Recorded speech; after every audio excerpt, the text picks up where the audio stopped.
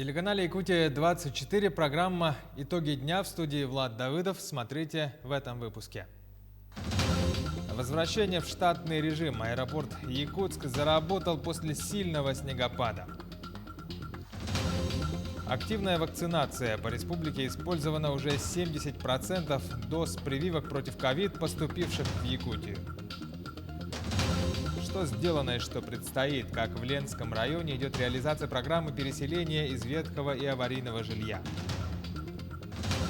«Отдать долг родине» в Якутске стартовала призывная кампания.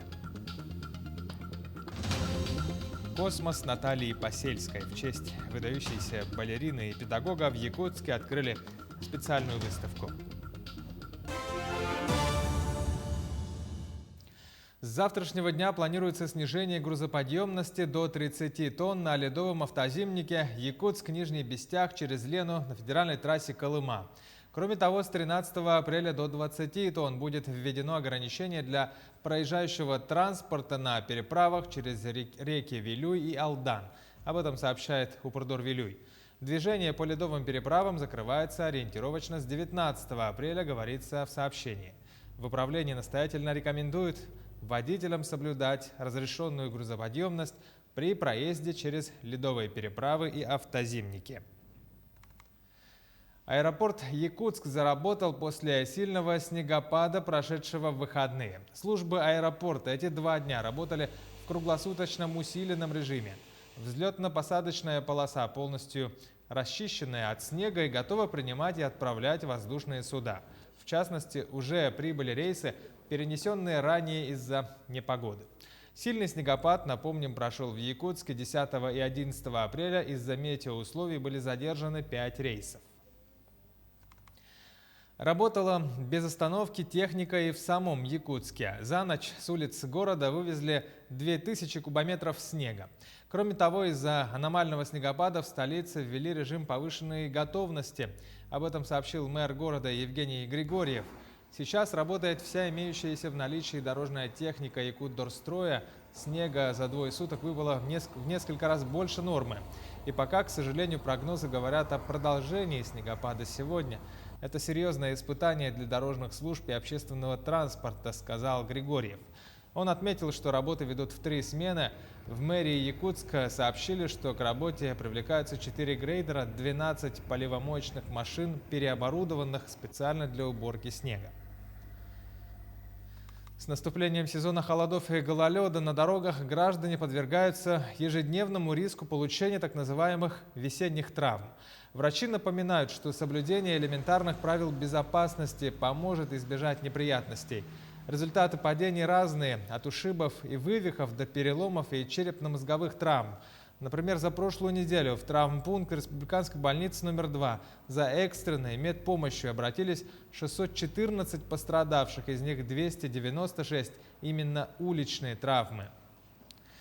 К другим новостям. За минувшие сутки на территории Якутии выявили 29 новых случаев заболевания коронавирусной инфекцией. На столицу из этого числа приходится 15 случаев. По два случая зарегистрировали в Алданском, Мегино-Кангаласском, Мирнинском, Нерюнгринском районах, а по 1 случаю в Вилюйском, Нюрбинском, Сунтарском, Татинском, Тампонском, Чурапчинском районах. По состоянию на сегодня в республику поступило 110 812 доз вакцин против ковид.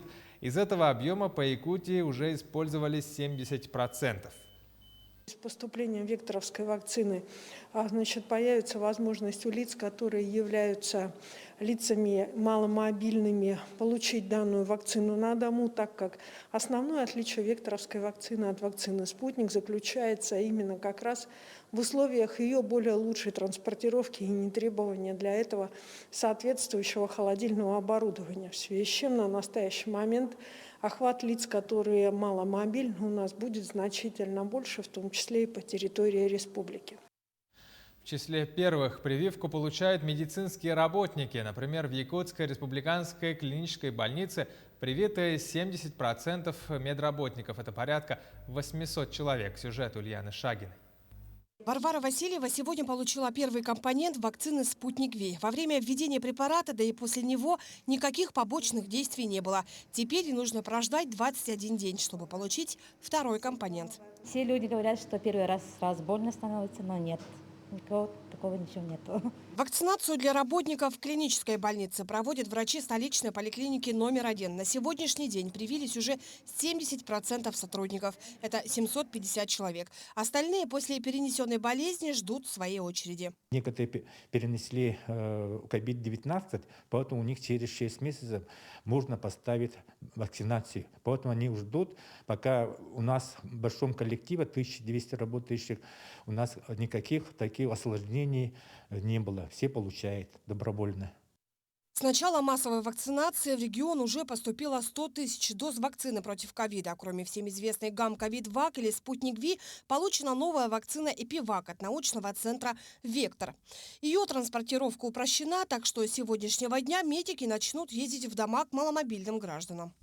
Основное отличие векторовской вакцины от вакцины «Спутник» заключается именно как раз в условиях ее более лучшей транспортировки и нетребования для этого соответствующего холодильного оборудования. В связи с чем на настоящий момент охват лиц, которые маломобильны, у нас будет значительно больше, в том числе и по территории республики. В приоритете лица старше 60 лет. С момента массовой вакцинации уже более 17 тысяч граждан, относящихся к этой категории, получили вакцину против ковид. Среди них, конечно, и медицинские работники. 65 плюс с прошлого года, с марта месяца сидела. В феврале нынче вот прошла вакцинацию двукратно. Результаты хорошие, и ПЦР отрицательный, и там антитела образовались. Уже переболевшим ковид вакцинироваться можно только через полгода, так как у них уже имеются антитела. Есть и противопоказания, среди которых тяжелые аллергические реакции, возраст до 18 лет, а также беременность и период грудного вскармливания. Врачи отмечают, что после вакцинации могут появиться и побочные реакции. Бояться их не стоит, так как это ожидаемая ответная реакция организма на введенный компонент. Может появиться побочные явления. Реакции – это общие реакции организма и местные реакции. Общие – это признаки ОРВИ, и местные – это гиперемия, отечность, болезненность на месте инъекции. Это на первую неделю. Напомним, что массовая вакцинация проводится на добровольных началах. Тем не менее, врачи призывают граждан не отказываться от прививок, тем самым обезопасить себя и своих близких от коварной болезни. Ульяна Шагина, Екатерина Амосова, Георгий Григорьев, Якутск. Весенний призыв в армию стартовал в столице региона, а сотни молодых людей проходят медкомиссию. Ожирение и близорукость – это основные недуги нынешних призывников. Главными причинами таких диагнозов в военкомате называют вредные привычки и увлеченность гаджетами. Однако отмечают и что с каждым призывом молодых людей, желающих пойти в армию, становится все больше. По плану должно быть призвано 700 военнослужащих из столицы региона. Напомним, призывная кампания стартовала в начале апреля и продлится до 15 июля. У кого хорошие категории, скажем, категория А и Б, это то есть они годны к военной службе, категория А, и категория Б это годны с незначительным ограничением. Но, к сожалению, есть такие ребята, которые есть определенные заболевания. На первом месте, значит, например, по нозологиям, да, по терапевтическим заболеваниям, это заболевания могут быть, значит, недостаточность питания, ожирение, вот такие вот заболевания. Заболевания костно-мышечной системы, например, да, это по плоскостопию второй степени, но они годны.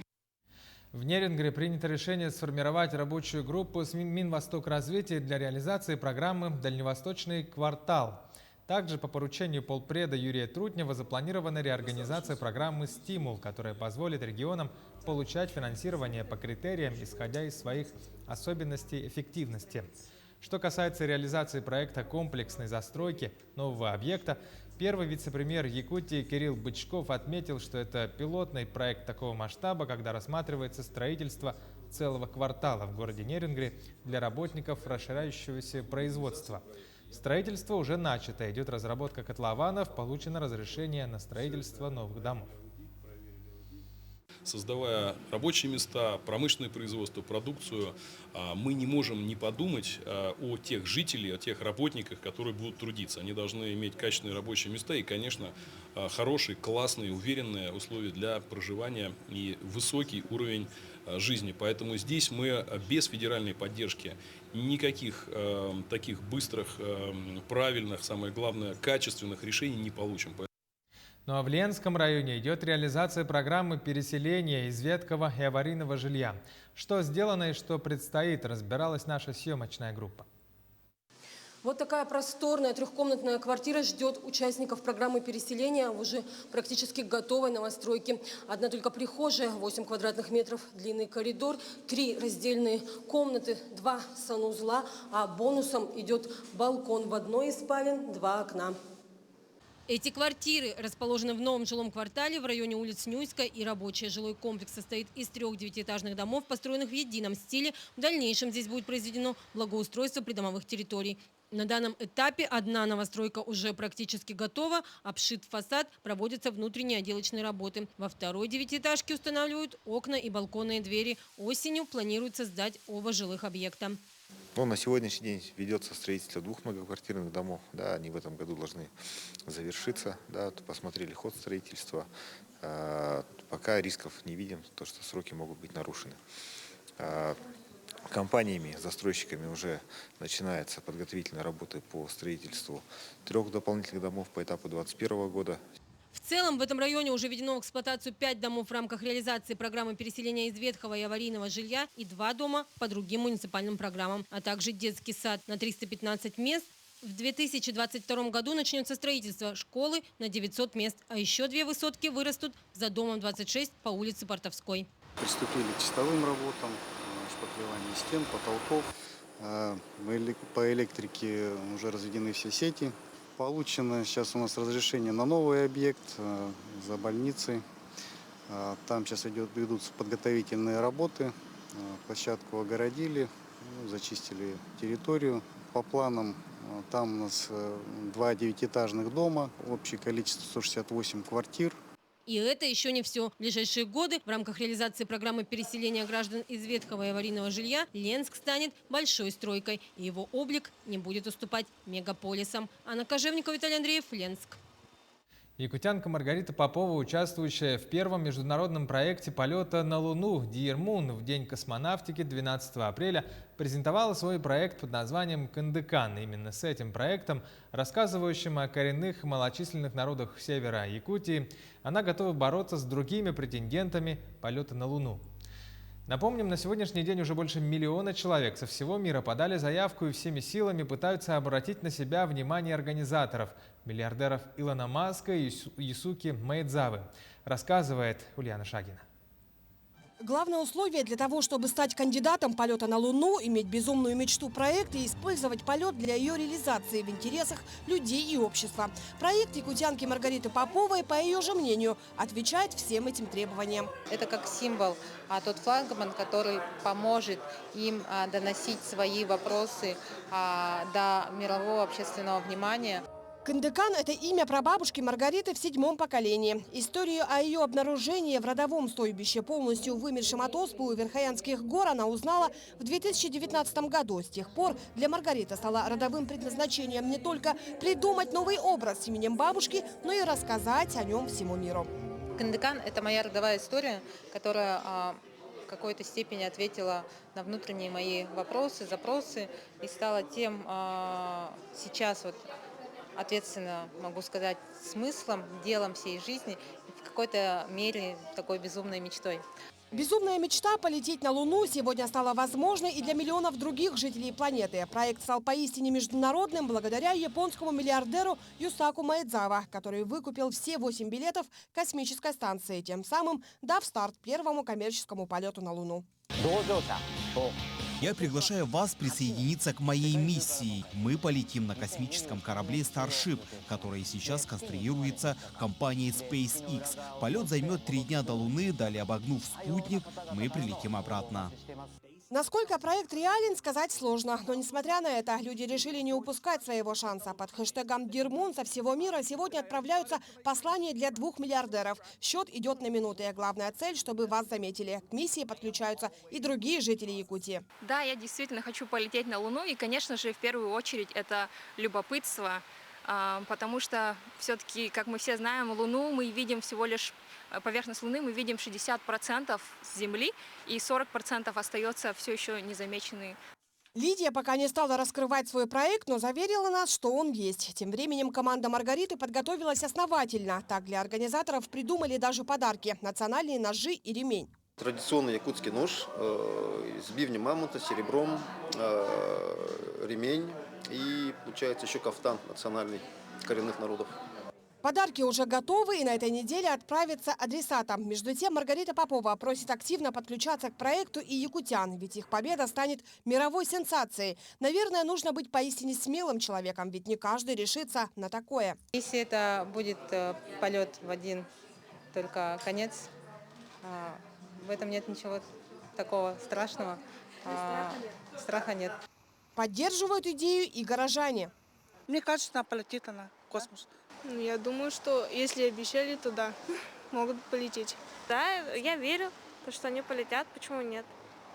Результатов отбора пока нет. Участники надеются и следят за электронной почтой. Если смогут пройти в 3-й этап, следующим станет собеседование на английском и ответственный момент прохождения медицинской комиссии. И, конечно же, все участники знают, что они сделают в космосе в первую очередь. Это уникальные кадры на фоне Луны из космического корабля. Ульяна Шагина, Георгий Николаев, Якутск. День космонавтики отметили в Доме культуры имени Юрия Гагарина в Якутске. В рамках торжества состоялось возложение цветов памятнику Гагарина, а также праздничный концерт. Мероприятие прошло с участием членов правительства и приглашенных деятелей якутской авиации. Помимо прочего, также в Доме культуры представили тематические выставочные материалы Музея авиации Якутии. Я сделал эту модель. Это значит 48 лет тому назад сделанная мной модель ракеты «Союз». А также вот звездолеты, планетоходы привезли, вот костюмы, рабочий костюм космонавта привезли. И вот в основном модели ракет, сделанные детьми.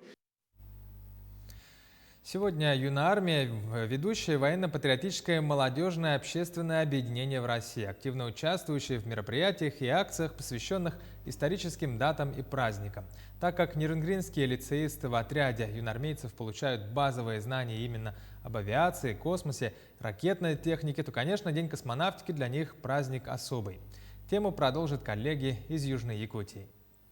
1 и 2 апреля юноармейцы отряда воздушно-космических сил ИТЛ номер 24 участвовали в республиканской олимпиаде «Старт в космос». В течение 2 дней дистанционно выполняли тестовые задания по математике и физике, английскому языку, истории и современному состоянию отечественной космонавтики. Результаты олимпиады стали известны 10 апреля. От нашего лицея приняло участие более 50 человек. Ребята показали очень хорошие результаты, нас отметили, и целых 28 учащихся стали победителями и призерами. 4 из них пригласили на космодром Восточный понаблюдать за запуском ракеты с ракет-носителем. В преддверии Дня космонавтики юноармейцы не только показали свои знания на Олимпиаде, но и вышли на улицы Нерюнгри, чтобы узнать, насколько хорошо горожане знакомы с некоторыми историческими фактами о полете Юрия Гагарина в космос. Акция «Космическая открытка» проходит по всей России. Посвящена она 60-летию полета первого человека в космос. Реально хотелось бы узнать больше о Гагарине, так как он совершил незабываемый прорыв. Оказал влияние на человечество своим прорывом. Каждый из опрошенных в итоге получил в подарок праздничный тематический буклет. В этой открытке немножко информации по поводу первого полета в космос и, наверное, какие-то заметки, что важно знать. Также юноармейцы ИТЛ номер 24 провели уроки мужества для ребят младших классов. Мы подготовили презентацию и кратко рассказали основные моменты первого полета человека в космос. Юноармейское движение набирает свою популярность в Нерюнгринском районе. В объединение хотят вступить все больше школьников. Лицеисты-кандидаты в юноармейский отряд уже проявили свою активность и подготовили родную школу ко Дню космонавтики. Вышли с идеей провести конкурс рисунков среди младших классов, посвященный 60-летию первого полета человека в космос. А также решили реализовать проект совместно с родителями по изготовлению тантаморесок «Космические герои». Эта идея очень быстро заинтересовала всех ребят. Полет Юрия Гагарина – это легендарное событие не только в нашей, но и вообще в мировой истории. Отдавая дань памяти и уважения великому космонавту, приятно осознавать, что молодежь знает свою историю и помнит ее героев. Екатерина Павлова, Захар Головин, Нерюнгри. Именитый гроссмейстер Мурадулла Амриллаев дал мастер-класс для воспитанников шашечно-шахматного центра Якутии. После этого гость провел сеанс одновременной игры на 30 досках. Ну а мы хотим еще раз напомнить, что сегодня, 12 апреля, гроссмейстеры Андрей Федотов и Мурадулла Амриллаев встретятся в шашечном матче в эфире НВК «Саха». Прямая трансляция начнется в 21:00 по местному времени. Главным призом станет 100 тысяч рублей. Андрей Федотов является действующим двукратным чемпионом мира по русским шашкам, а Мурадулла Амриллаев – действующий чемпион мира по русским шашкам в быстрой программе. Пользуясь случаем, хотел бы отметить и сказать слова благодарности руководству фонда будущих поколений. Это очень значимый социальный проект. Вы абсолютно правильно сказали, что это для наших детей, для наших будущего развития, чтобы, я уверен, что в этом зале есть чемпионы и есть будущие чемпионы. Я в этом даже не сомневаюсь. Вот. Земля Лонхо, Якутия, очень много чемпионов мира, очень много выдающихся спортсменов. Я думаю, сегодняшний наш шашечный праздник для нас, который организован, действительно запомнится. Потому что мы когда-то были очень маленькими, всегда мечтали играть мастерами. Сегодня, 12 апреля, заслуженному работнику культуры России и Якутии, лауреату Государственной премии имени Платона Аюнского, балерине, балетному педагогу, хореографу, основателю, директору и художественному руководителю Якутского хореографического училища Натальи Посельской исполнилось бы 75 лет. В столице республики прошло множество различных мероприятий в память о легенде якутского балета. Подробнее наш корреспондент Алексей Лукьяненко.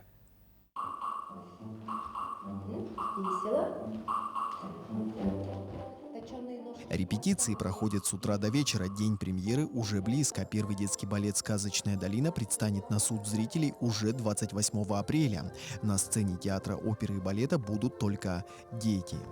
Я учусь здесь с 2015 года, поступила в 1 и 2 класс. Меня сюда привели родители. Вот. Я пришла на последний тур уже, получается. Мне очень нравится балет. Я бы тоже хотела, как Наталья Семеновна Посельская, быть примой, ведущей, танцевать партии, ведущие, главные. В память о своем основателе руководство хореографического училища решило исполнить ее заветную мечту. Детский балет Наталья Семеновна хотела поставить еще при жизни. Наталья Семеновна всегда мечтала о постановке детского балета, где будут принимать участие именно учащиеся хореографической школы и тем более национального балета. Сейчас наш балет «Сказочная долина» – это такой полноценный двухактный балет, для которой писалась отдельная музыка. Композитором, который является Кирилл Герасимов. Вот. Было шито огромное количество красивых костюмов.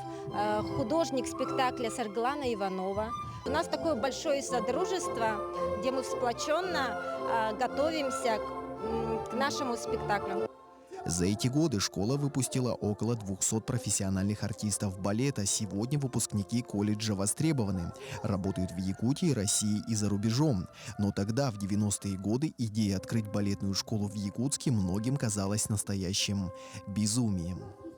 Наталья Семеновна, она основатель нашей школы, потому что на пустом месте, даже подумать, даже мечтать об этом было смело в то время, потому что это же сложные времена были для страны. Даже мечтать сложно было, а тут она воплотила мечту, создала единственную балетную школу профессиональную на северо-востоке России. И наша школа единственная профессиональная балетная школа на севере, во всем мире. Отдавая дань настоящему пионеру в области балетного искусства, в Якутии в историческом парке «Россия. Моя история» открыта выставка под названием «Космос» Натальи Посельской. Всю свою жизнь она посвятила служению искусству, становлению и развитию профессионального хореографического образования республики. Имя Натальи Семеновны включено в энциклопедию «Лучшие люди России». Алексей Лукьяненко, Павел Пахомов, Якутск. Таковы итоги дня сегодня. Наши корреспонденты и редакторы следят за развитием событий. Смотрите Якутию-24, оставайтесь на нашем канале и будьте в курсе.